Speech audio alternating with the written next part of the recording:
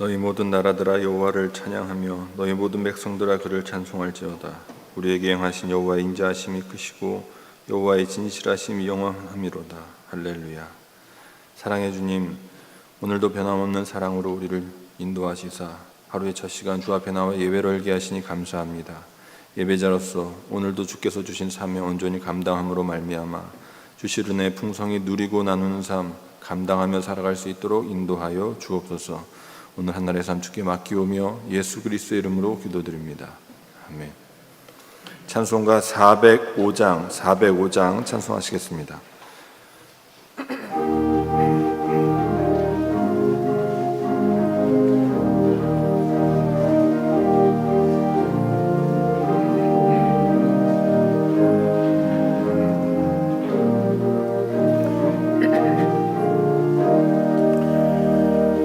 주의 친절한 팔에 우리 마음이 평안하리니 항상 기쁘고 복이 되겠네. 영원하신 팔에 안기세 주의 팔에 그 크신 팔에 안기세 주의 팔에 영원하신 팔에 안기세 날이 갈수록 주의 사랑이 두루 광명하게 비치고 전성 가는 길 편히 가리니 영원하신 팔에 안기세 주의 팔에 그 크신 팔에 안기세 주의 팔에 영원하신 팔에 안기세 주의 보좌로 나아갈 때에 기뻐 찬미 소리 외치고 겁과 두려움 없어지리니 영원하신 팔에 안기세 주의 팔에 그 크신 팔에 안기세 주의 팔에 영원하신 팔에 안기세.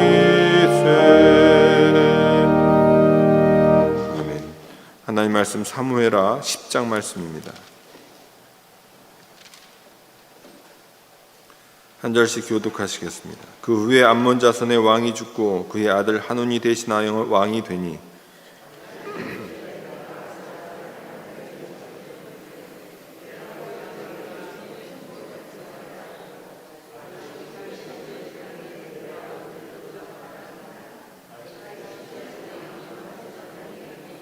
암몬 자손의 관리들이 그들의 주 한운에게 말하되 왕은 다윗이 조객을 당신에게 보낸 것이 왕의 아버지를 공경함인 줄로 여기시나이까. 다윗이 그의 신하들을 당신에게 보내 이 성을 엿보고 탐지하여 함락시키고자 함이 아니니까 하니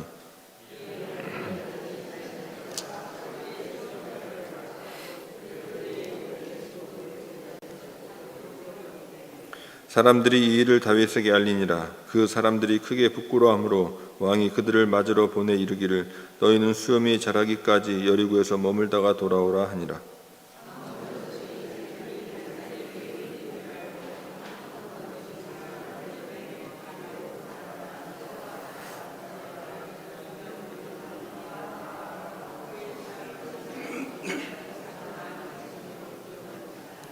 다윗이 듣고 요압과 용사의 온 무리를 보내매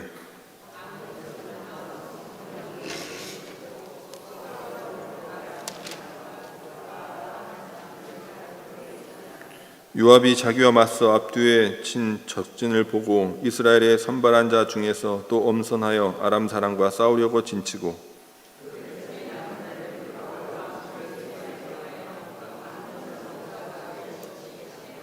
이르되 만일 아람 사람이 나보다 강하면 내가 나를 돕고 만일 암몬 자손이 너보다 강하면 내가 가서 너를 도우리라.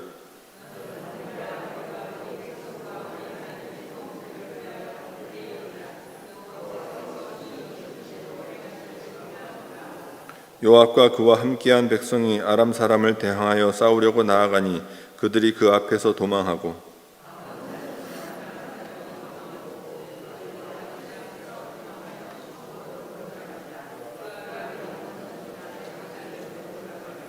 아람 사람이 자기가 이스라엘 앞에서 패하였음을 보고 다 모이매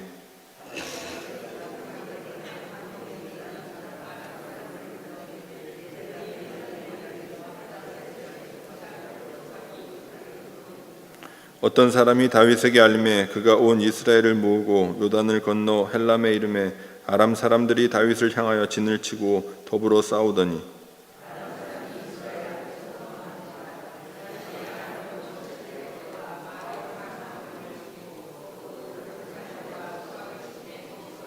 함께 읽겠습니다. 하다데셀에게 속한 왕들이 자기가 이스라엘 앞에서 패함을 보고 이스라엘과 화친하고 섬기니 그러므로 아람 사람들이 두려워하여 다시는 암몬 자손을 돕지 아니하니라. 아멘. 담임 목사님께서 말씀 선포해 주시겠습니다.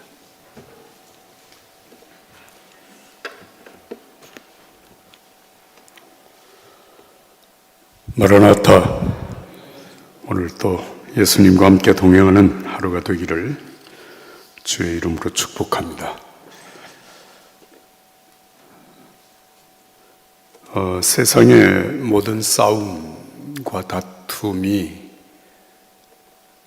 많은 경우에 오해에서 비롯된다고 하는 사실을 알고 있습니다.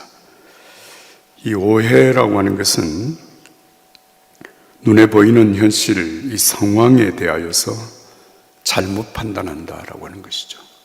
그 잘못 판단하는 이유는 대개 자기가 가지고 있는 선입견, 이게 편견이라고도 말을 하는데요. 선입견을 가지고 판단하거나 아니면 그 상황에 대하여서 감정적으로 판단하게 될 때 오해를 하게 되고 그 오해에서 많은 경우 다툼 혹은 싸움이 일어나게 되는 것입니다. 그래서 우리는 어떤 상황에 대하여서 내가 결정을 내리기 전에 반드시 상황 판단을 정확하게 해야 되고 이 상황에 대한 해석도 대단히 중요합니다. 이걸 내가 어떻게 받아들일 것인가, 내가 어떻게 해석할 것인가라고 하는 문제, 그 다음에 그 문제를 해결할 수 있는 대처 방안을 생각하고 차분하게 그 일을 진행해가는 것이 필요한 것입니다. 오늘 이 본문 말씀을 보면 이 암몬의 한운이라고 하는 왕이 상황 판단을 잘못해서 결국 전쟁이 일어나고 이 전쟁으로 말미암아서 암몬과 아람이 이스라엘에게 크게 패배를 하고 이스라엘을 숨기고 조공을 바치게 되는 그런 결과를 가지고 왔다라고 하는 것을 보게 합니다. 본문에 나타나는 세 나라, 이스라엘과 암몬과 아람이라고 하는 나라는 오늘날의 시리아를 얘기합니다. 당시에 이 암몬의 나하스 왕은 특히 다윗과의 관계가 나쁘지 않았습니다. 어떤 면에서는 다윗이 도피 생활을 하는 동안에 나하스가 다윗을 도와준 그런 흔적도 볼 수가 있어요. 그런데 이 암몬 나라의 나하스라고 하는 왕이 죽었습니다. 그 아들 한운이 그 왕위를 이었는데 나하스가 죽었다고 하는 사실을 알고 다윗이 조문객을 파견을 합니다. 가서 나하스 왕의 죽음을 애도하고 위로하는 그런 조문객을 보냈는데 이 조문객에 대한 한운 왕의 부하들의 판단이 잘못된 것입니다. 순수한 의도로 애도를 표하고 조문객으로 보냄을 받은 이 사람들을 보는 대신들의 입장이 무엇인가 하면 이거는 조문을 오는 것이 아니라 암몬 나라를 정탐하러 온 것이다. 이 나라를 공격하기 위해서 정탐꾼을 보낸 것이니 그냥 돌려보내서는 안 된다. 이 사실을 그냥 한운이 받아들이고 이 조문객들에 대하여서 아주 심한 모욕을 주어서 보냅니다. 그 모욕을 준 내용이 4절 말씀에 수염 절반을 깎고 의복의 엉덩이 절반 높이까지 자른 다음에 돌려보냈다. 여러분 한번 생각을 해보십시오. 수염의 절반을 깎았다라고 하는 것이 뭐 그냥 이렇게 길이의 절반을 잘랐는지 아니면 수염 틈의 절반을 완전히 깎아버렸는지 하여튼 수염의 절반을 깎았다. 이 모습이 어떻게 됩니까? 사람들 앞에 나설 수가 없는 상황이죠. 그 다음에 바지를 잘라버렸는데 엉덩이의 절반까지 바지를 다 잘라버렸다. 수치를 드러내게 해서 돌려보냈다라고 하는 그런 말입니다. 결국 이 일로 인하여서 이스라엘과 암몬이 전쟁이 벌어지게 되는데요. 암몬은 자기들의 세력이 약하다고 하는 사실을 인정하고 아람 나라에 용병을 요청합니다. 용병이라고 하는 말을 아시죠? 돈을 주고 군사를 빌려왔다 그 말이죠. 23,000명의 군사를 용병으로 이렇게 불러왔는데 이 전투에서 이스라엘에게 참패를 하게 됩니다. 이스라엘의 두 장군 요압과 아비세, 사실 이들은 형제입니다. 형제인데 굉장히 용맹스러운 장군들이었어요. 이 요압과 아비세가 진두지휘를 하는 이 부대, 이스라엘의 부대가 이 두 왕이 서로 이렇게 팀을 나누어서 요압의 군대는 아람을 대적하게 되고 아비세의 군대는 암몬을 대적하게 됩니다. 그러면서 요압과 아비세가 서로 의논하기를 만약에 이쪽 세력이 좀 약하게 되면 너가 돕고 내 세력이 약하다고 그러면 우리가 돕겠다. 그렇게 해서 전쟁을 벌였는데 아람과 암몬이 이스라엘에게 참패를 했습니다. 그런데 그 다음에 이제 중요한 문제가 또 생기죠. 아람 나라 사람들의 군대 23,000명이 요압 장군에게 패했다고 하는 이 사실을 두고 아람 나라에서 다시 군대를 모읍니다. 그래서 이스라엘과 재차 전쟁을 벌이게 되죠. 그런데 이 전쟁에서 아람이 또 참패를 하게 됩니다. 18절의 말씀을 보면 병거 700대가 완전히 부서지고 그리고 마병 4만 명이 죽임을 당합니다.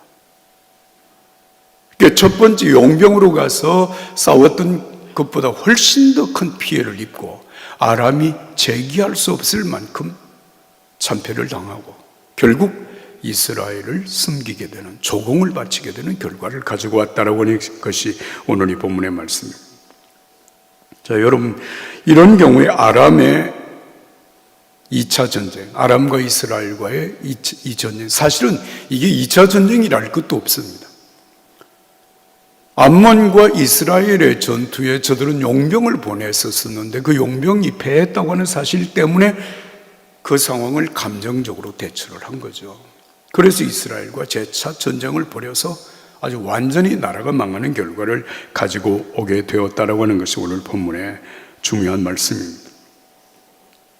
잘못된 판단으로 인한 오해가 불러일으킨 큰 불행의 사건 두 가지를 오늘 본문에서 말씀을 하고 있습니다.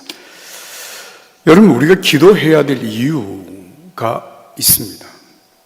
근데 우리는 기도를 생각할 때 보통 기도는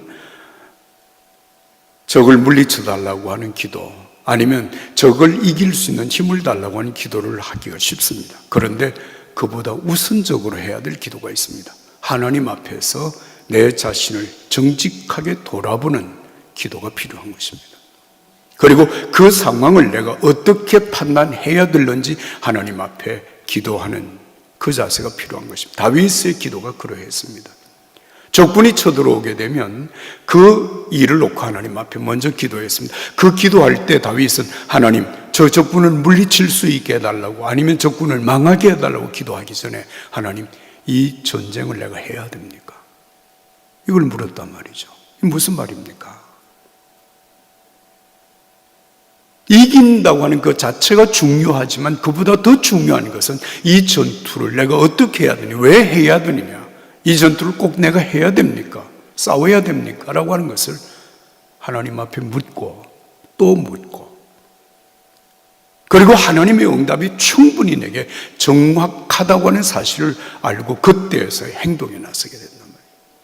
참 이 상황을 보면 다윗의 기도가 정말 오늘 우리들의 상황에는 어떻게 적용을 해야 될까라고 하는 생각이 들 정도입니다. 지금 상황이 전개가 되고 있는데 나가 싸워야지. 거기에서 하나님 앞에 엎드려서 하나님 이 전쟁을 해야 됩니까? 아니면 어떻게 그렇게 물을 시간이 있느냐라고 하는 생각이 되잖아요. 그런데 다윗은 그렇게 무모한 전투를 하지 않았습니다. 여러분, 세상의 모든 일들이 정말 그 일에 대한 정확한 판단, 이것이 필요합니다. 여러분, 눈에 보이는 현실이 모두가 아니라고 하는 사실을 여러분 아시잖아요. 어떤 사건이 벌어지기 위하여서는 그 사건 배후에 지금까지 이 문제가 벌어지기까지의 배경, 배후에 사건들이 있습니다. 왜 이 일이 여기까지 왔는지, 이렇게 벌어진 이유가 무엇인지 우리가 정확하게 알아야 되는 것입니다. 감정은 수시로 변합니다. 조석변이라고 하는 말이 그런 말이거든요.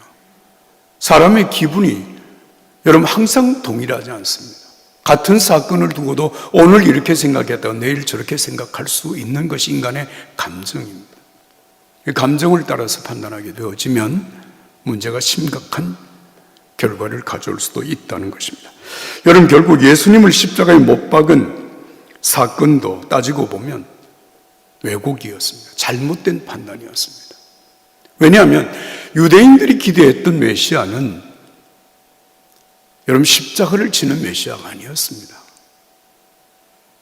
정말 강력한 힘을 가지고 세계를 다스리고 제패하고 다스리는 그런 능력 있는 메시아를 원했습니다. 그런데 예수님이 오신 걸 보니까 전혀 아니에요.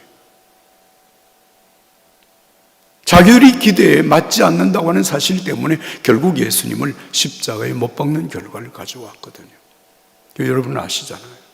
예수님께서 세례를 받으시고 유대 광야에서 기도하실 때 마귀의 시험을 받습니다.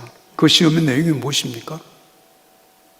세 가지 시험을 우리가 기억을 하지만 이 세 가지 시험은 여러분 하나로 집약을 시키면 무엇인가 하면 내가 힘으로, 능력으로, 세상적인 권력으로 메시아 역할을 할 것이냐 라고 하는 것에 대한 마귀의 시험입니다. 결국 세 번째 시험은 그런 거거든요. 내가 천하만국의 영광을 다 내게 줄 터이니 내게 경배하라고 하는 사탄의 요구였습니다. 그 요구에 대하여서 단호하게 예수님은 사탄아 물러가라. 사람이 떡으로만 살 것이 아니요 하나님의 입으로 나오는 모든 말씀으로 살 것이니라 말씀하셨습니다. 여러분, 예수님의 마지막 겟세마네 동산의 기도가 무엇입니까? 동일한 기도입니다. 할 수만 있으면 이 잔을 내게서 지나가게 하옵소서. 고통 없이, 대가를 지불함이 없이 인류의 모든 죄를 사하고 구원받는 길을 할 수만 있다면 하나님 그 길을 내게 허락해달라고 하는 기도. 그러나 내 원대로 마옵시고 아버지의 원대로 되기를 원합니다. 그리고 십자가를 지신 것이거든요. 여러분, 신앙의 길은 무엇인가? 우리가 이 사실을 통해서 깊이 생각해야 합니다. 여러분, 예수님의 제자들이 예수님이 십자가를 지실 때 다 부인하고 도망간 이유가 무엇입니까? 동일한 것입니다. 예수님을 통해서 자신들이 이 세상적인 한 정말 영광을 얻고 세상 모든 사람들이 부러워할 만한 자리를 서로 차지하려고 하는 그런 욕망으로 제자들이 서로 다투면서 마지막까지 예수님의 뒤를 따르다가 이거 아니구나. 십자가 끝난 거잖아. 다 도망가. 그 흩어져 있는 제자들을 예수님이 한 사람 한 사람 찾아다니면서 그들에게 부활의 예수님을 보여주시고 그들을 다시 일으켜 세워서 여러분 이 땅 위에 예수 그리스도의 복음을 전파하는 사도로서의 사명을 감당하게 했던 사실을 우리는 기억하고 있습니다. 정말 우리가 신앙생활에서 많은 경우에 예수님께서 우리에게 원하시는 그 것보다 내가 원하는 것을 이루기 위하여서 예수님을 따르다가 결국 넘어지고 실족하는 경우를 우리가 보게 되는 것입니다. 요한복음 6장에 보면 오병이어 보리떡 5개 물고기 2마리로 5,000명을 배불리 먹이고 12강주를 남기는 사건을 사람들이 경험한 것입니다. 여러분, 그때 사람들이 어떤 움직임을 보이고 있었는지 여러분 아시잖아요. 예수님을 왕으로 세우고자 하는 움직임이 있었습니다. 무슨 의도였을까요? 예수님이 왕이 되면 경제 문제는 해결이 되겠구나. 먹고 마시는 문제는 해결이 되겠구나. 세상에, 여러분, 그 당시에 가장 중요한 문제는 사실 먹고 마시는 문제입니다. 대개 과거에 전쟁이 일어나는 가장 중요한 이유는 이 문제거든요. 경제적인 문제였습니다. 예수님이 왕이 된 문제 해결되겠다. 그래서 예수님을 계속 따라다니. 예수님이 옮기는 곳마다 따라다닙니다. 그때 예수님이 하신 말씀이 너희가 나를 따라다니는 것이 표적을 보고 나를 믿기 때문이 아니라 너희들이 썩을 양식을 얻기 위하여서 나를 따른다고 하는 사실을 말씀하셨습니다. 그 말씀을 들은 사람들이 한 사람, 두 사람 예수님을 떠나기 시작해서 결국은 다 예수님을 떠나고 마지막 남은 사람이 12명이었습니다. 그들이 바로 12사도입니다. 그 예수님이 물으시죠. 너희도 가려느냐? 너희도 가겠느냐? 너희도 가겠느냐? 베드로가 대답했습니다. 영생의 말씀이 여기 계시니 우리가 어디로 가겠습니까? 그렇습니다. 여러분, 오늘 우리가 예수 그리스도를 주님으로 영접하고 하나님의 자녀가 되어진 우리가 이 세상을 살아가면서 하나님의 뜻이 무엇인가? 나를 향한 하나님의 원하시는 뜻이 무엇인가? 내가 오늘 하나님의 자녀로서 어떻게 살 것인가? 오늘 이 아침에 우리 하나님 앞에 기도할 때 이 상황에서 내 자신을 깊이 성찰하고 이 상황에 대한 해석을 정확하게 해낼 수 있고 이 상황에서 내가 어떤 모양으로 살아가야 할 것인가, 이 아침에 기도하는 여러분들에게 성령의 인도하심이 함께 하시기를 예수님의 이름으로 축복합니다. 찬송가 부르겠습니다. 453장 예수도 알기 원하네 찬송하겠습니다. 453장입니다.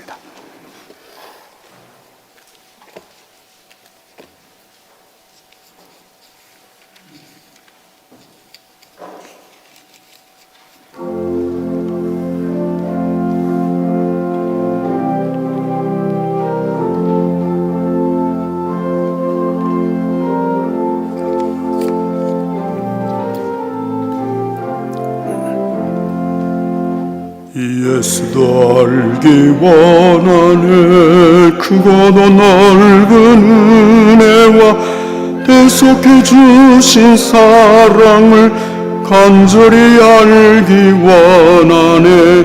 내 평생의 소원, 내 평생의 소원, 대속해 주신 사랑을 간절히 알기 원하네. 성령이 스승되셔서 진리를 가르치시고 거룩한 뜻을 깨달아 예수를 알게 하소서. 내 평생의 소원, 내 평생의 소원, 대속해 주신 사랑을 간절히 알기 원하네. 성령의 감화 받아서 하나님 말씀 배우니 그 말씀 한 절 한 절이 내 맘에 교훈되도다. 내 평생의 소원, 내 평생의 소원, 대속해 주신 사랑을 간절히 알기 원하네. 예수가 계신 보좌는 영광에 둘려 있도다. 평화의 왕이 오시니 그 나라 완성하도다. 내 평생의 소원, 내 평생의 소원, 대속해 주신 사랑을 간절히 알기 원하네.